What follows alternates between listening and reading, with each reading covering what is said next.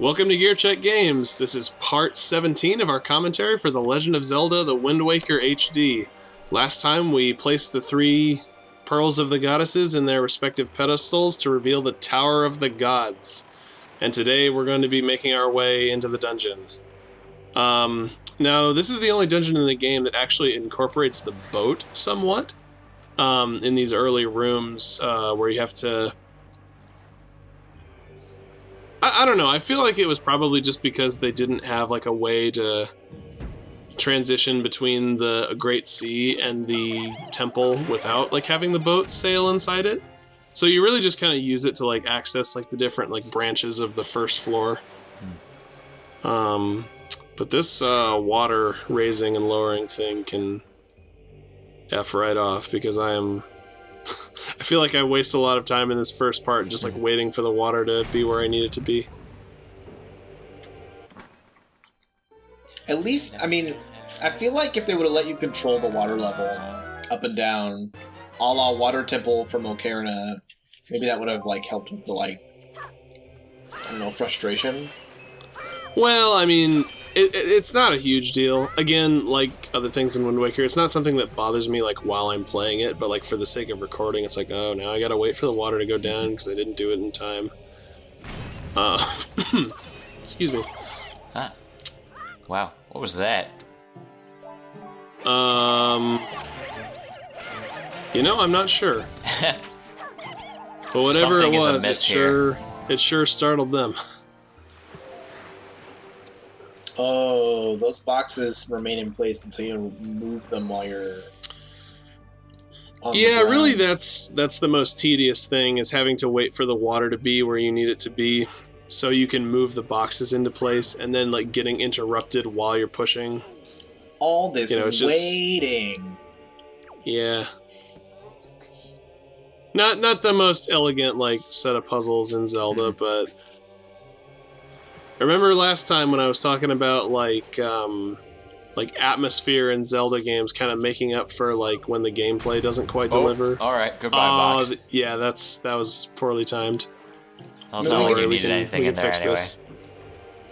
Well, no, I need it. We get to enjoy this music though while we wait. Oh yeah, as I was saying, the Tower of the Gods, maybe not the best set of puzzles in a Zelda dungeon. But definitely one of my favorite, like, dungeon aesthetics. Oh, yeah. And theme. Yeah. The music and just, like, the visuals here. I just love how, like... What's the word I'm looking for? Ominous? Somber? Why did you do this, Joe? I don't know, because there's a joy pendant up there. You need the joy pendants. That's true. I've only got, like, 40 of them. I was like... Is there a key in this pot that I'm not remembering, or am I stupid, or what? I don't know, maybe there's a key in these pots. No, just bombs that we don't need. Wait, is this room useless? In the words of the late great wise man, or whatever, bombs are key. I'm sorry, who? I think that was one of the things one of the wise men said in Zelda 1. Oh, really? I think so. I know it's referenced in Binding of Isaac, and that references the original Zelda a lot. Well, they also said that Dodongo dislikes smoke, and that doesn't make a lick of sense. I remember this dungeon being rather confusing for a third dungeon. I remember, I may have already told this story, but like when I hacked my file to get bombs, I found this dungeon before I put the pearls in the right place. And I actually managed to make it all the way to the boss without bombs by exploiting the Tingle Tuner. Yeah. But like I didn't realize that this was like the next dungeon like after Forbidden Woods. So I thought like, oh my god, is this like this late game dungeon that I'm not supposed to see? Like, oh, it was so like magical. And then I actually played the game, I restarted my file and played it in the correct way. And you're like, oh, this was just like the next thing I was supposed to do, and I was just really bad at it. Oh. This Rainbow Bridge, what is this, Ocarina? It wants to be. It's Rainbow Road. I hear it's the road where you go when you die. Yeah, I was trying to remember the lyrics for that song. Thank you for doing it for me. Oh, anytime. I'm always happy to revive a dead joke. Oh, the Triforce is the right side up here. Mm-hmm. See, the people of Outset Island couldn't remember, but this stone tower could. Stone God. Tower. Yeah, that gives new credence to the phrase "dumb as rocks."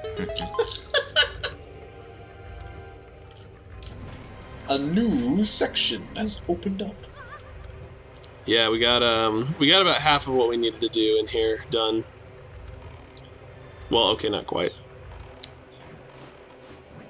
So, in here, as you can see, the sail is pretty useless because there's no wind in here. Yeah, you just gotta crawl. Yeah. Well, thankfully they improved the cruising speed of the boat here. Like, I want to say it's like several times faster than it was in the GameCube version. Yeah. Oof. Aww. Not fast enough, though, apparently. Yeah.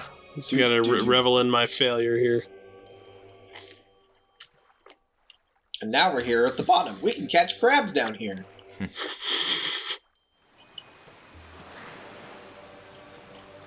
It'd be something to do. I mean, aside from pigs, what do the people of this island eat? Bait from Beetle's shop. Ugh. I mean, It's like they look like they're just berries, so... It's like the Pokemon food that Brock makes in the anime. Oh yeah, nondescript brown lumps. Yeah. But hey, apparently they're pretty tasty, even for people. Oh, they also eat fish. That's why there's not a fish that tells you that marks Outset Island on their map. Oh. Well, no, there is. There is? You just start with Outside Island on the map. Oh. A nice little feature that they added in the... so there is a fish there, but he just doesn't do anything? No, he does something. Like, he gives you a hint. It's just that he doesn't, like, fill out the chart. Oh. Or he doesn't put the island on your map because you start with Outside Island. Link ate him early on and absorbed his energy. Well, then who keeps giving us advice? Ghost fish. The fish exists within Link's mind. I guess we'll have to wait until we find the ghost fish chart to find out for real. Wait, is that a thing? No. Oh, I was about to say, please no, tell me that's Trey. not real. Because there's ghost ships in friggin' Assassin's Creed 4 that you have to fight. So in this game, like, feels a lot like that oceany, piratey vibe. Okay, there are ghost ships in this game, not... Well, ghost ship. Singular. Whatever I was talking about. I've already forgotten. You know what was a cool thing that they added in Phantom Hourglass? Fishing. Oh, yeah. I don't know, I remember...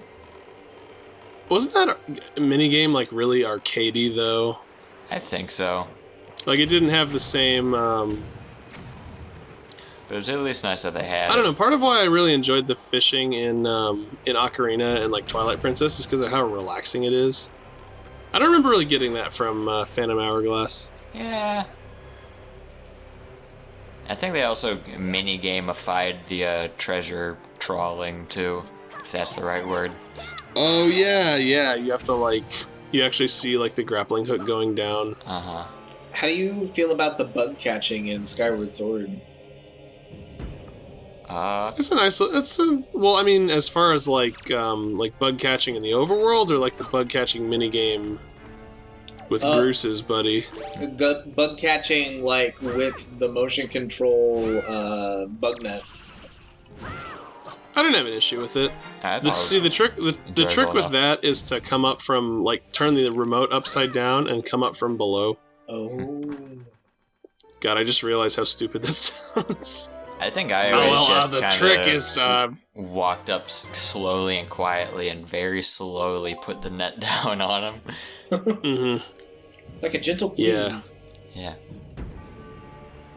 But wait, you need a statue for that. Yeah, and in my opinion, the motion controls in Skyward Sword are the least of that game's problems, honestly. Like, you could take them out and the pacing would still be just glacial. Let me tell you about those Deku Papas. No thanks. Wait, how do you get up there? Well, Trey, you see, this is a classic kill all the enemies to unlock the puzzle solution. Oh, to populate the box that you need to push? Mm-hmm. Well, to make the staircase appear. Oh. Can you do that one, last one before the... Okay. Just in time. One thing I'll give this game over Breath of the Wild is you don't drop your sword when you get electrocuted. Oh, yeah. Yeah, it's the little things you take for granted, huh? Unless you're using one of the swords that you pick up. By the way, don't throw that thing in the water, because then you'll have to go back and get it. If anything happens to these little statues, you just have to go back to the place where they originally spawned and get them again. So you gotta time it? Which is annoying, because I think the puzzles reset when you leave a room. Oh, he was thirsty. Yeah. Now he's full. Good for him. That was a nice little character arc we just witnessed. Yeah. So now that we've done everything we can do on the ground floor, or rather the ocean floor, it's time to head up into the temple proper, but I am not doing that. It makes me wonder if below this in the tower there are actually more floors, but you're... Oh yeah, that's... You know what? I never thought about that. Like, taking the depth of the ocean into account, this is like the tip top of like a massive structure. Yeah. Unless the tower is just like floating on something. This was originally supposed to be like a 100-floor climb to truly test the champion. Yeah. Link just kind of lucked out and the ocean rose enough that he's only got to do the top like 5 floors. Yeah. If even that. Where they were like, okay, you've made it this far, we'll go easy on you. Yeah, these are the breeze floors, so you can kind of take a break before you fight the final trial. Yeah, the gods didn't factor in the whole like biblical flood thing when they came up with this trial dungeon. Oh, an Igor or a Beamos, whatever they're called. Yeah, Beamos, I think. I like the rendition in this one. They're very futuristic. Mm-hmm. They're also very satisfying to kill. Yeah. I don't know, I always found him intimidating in this game because of that. Oh, insta. It's like any like laser shooting enemy in Wind Waker. Jesus. Just gave me such anxiety as a kid. Excuse me, sir. I'm trying to move a statue. I get no respect from these statues. No respect. Is this a Mario puzzle? Yeah. Woohoo! Yippee! Guys, purple smoke came out of Nintendo headquarters. When are we getting that Waluigi game? What? We already got it. It's called It's called Dance Dance Revolution Mario Edition. Oh my god! Oh yeah, he was the villain, wasn't he? Yeah. Oh. He wants to control the world through the power of dance. See, so like every game Waluigi's in, he's either like a villain or like a dancer or like an athlete. I really think every game Waluigi's in, he's either a villain, a dancer, or an athlete. It's true. He's like Kronk. He's got all these like esoteric skills, but nobody like respects him. You know what he is? He's like a bard. He's like totally misunderstood. Yeah, put Waluigi in Smash Bros, but just throw everyone off, and instead of giving him sports-based moves, just make him dance. That would be fantastic. Is there a character who fights by dancing yet? I mean, we got a person who fights with yoga. I'm pretty sure that's pretty close.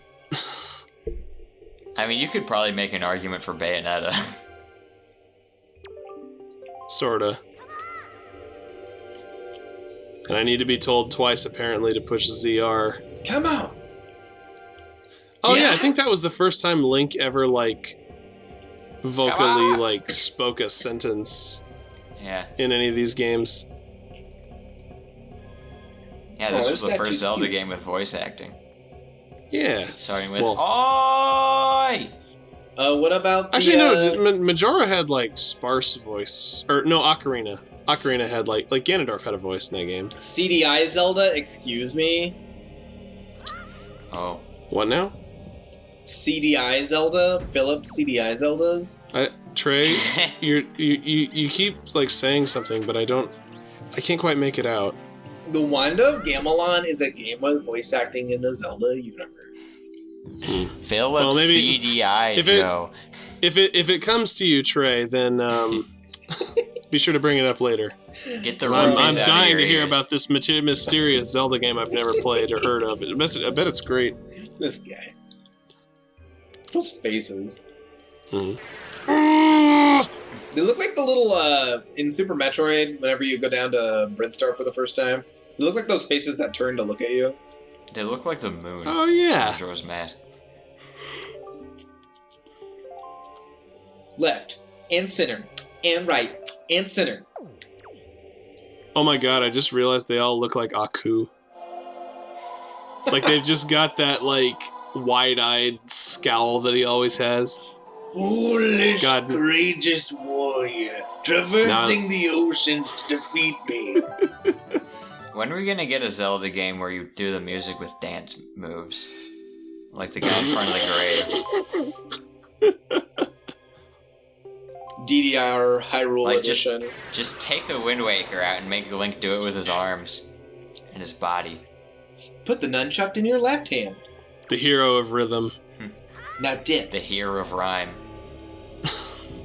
The hero of,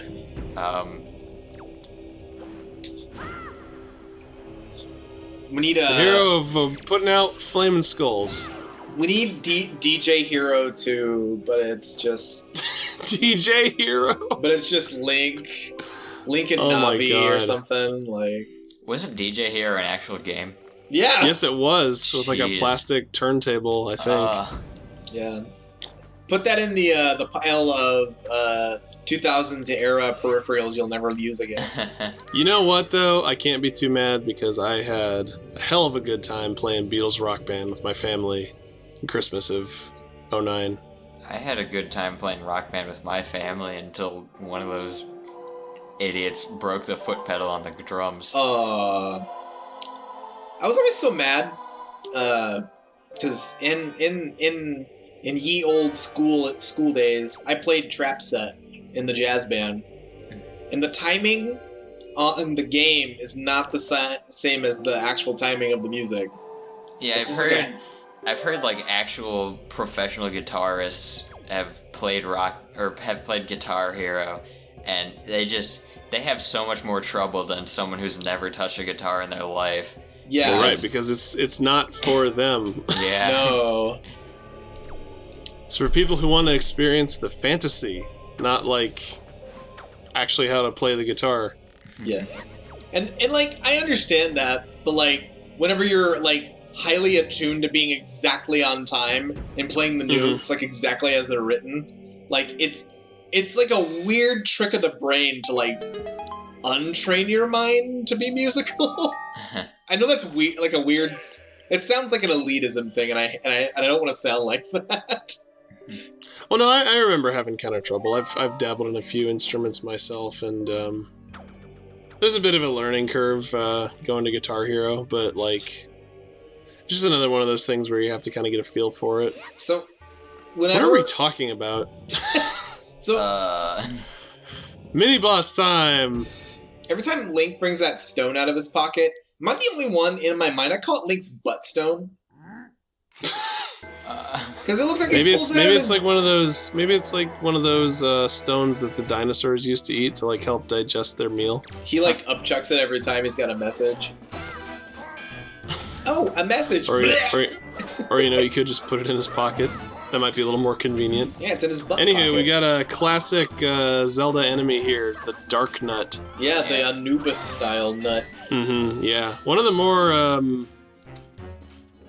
well, I was gonna say one of the more intimidating incarnations, but like, I don't know, I always thought something about the... As you just wail on him from behind and he just doesn't react at all, And except to karate kick the pillar. Oh no, he's slicing open my spinal cord. Better kick this pillar.